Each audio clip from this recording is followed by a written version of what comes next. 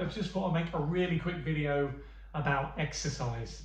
It's for one question I get asked all the time, and it's how much exercise can I do with my condition? So the short answer is not an awful lot. I don't do that much at all now. So just to give you a bit of background, because everyone's cardiomyopathy is completely different, but just to give you some context, my ejection fraction is about 30%. Last time it was measured on an echocardiogram. I have left ventricle impairment, some right ventricle impairment. I've had quite a few ventricular tachycardias already, recently had some atrial fibrillation. So that's just a little bit of background on my current circumstances. So generally all I do now is walking. I walk the dog a few times a day. I can still play golf. You can probably see the golf clubs behind me here, which again, you know, golf is still quite a bit of exercise. I'll probably walk 3 to 4 miles on a typical golf course. And aside from that, I do play a little bit of tennis, doubles tennis, so I don't have to do too much running, but it's not overly intense. It's just a knockabout really.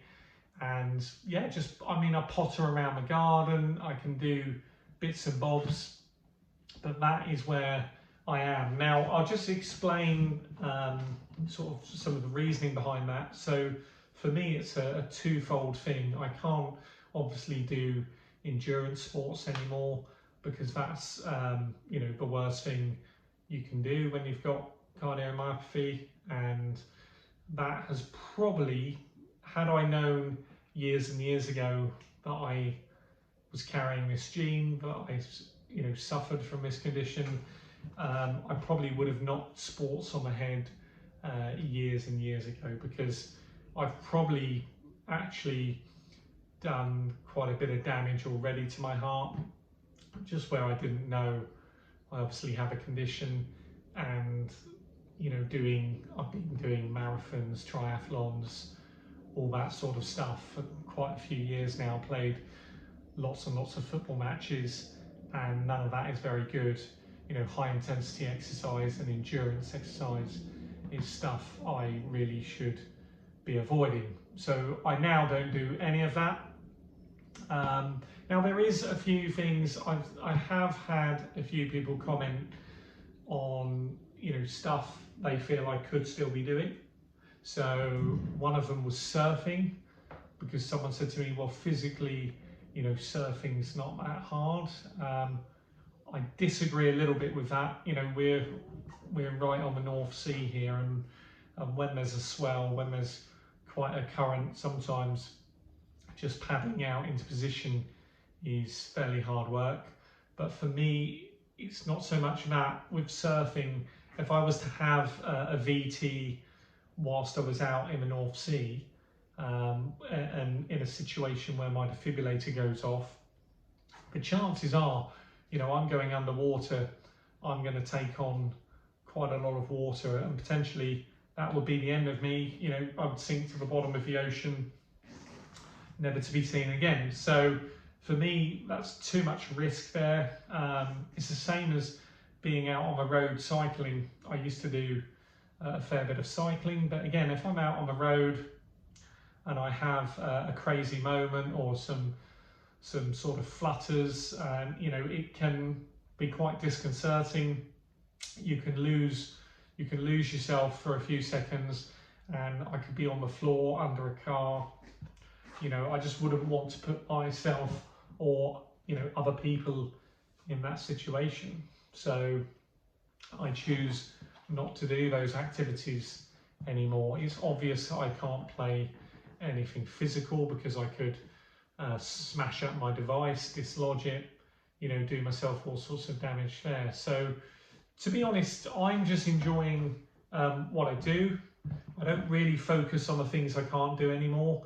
Some of the positives that have come out of this, you know, I've got lots and lots of time back. I used to spend about 8 hours of my week doing running, football, various sort of training, and now I've got that time back, I can put it into other hobbies and interests. So, you know, for example, I can now read a book or two a week, which I never had time to do before.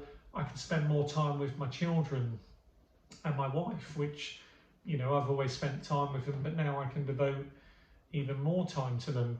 I can, you know, sort of pursue interests I have in other areas. Of, you know, quite like to get stuck into the gardening now.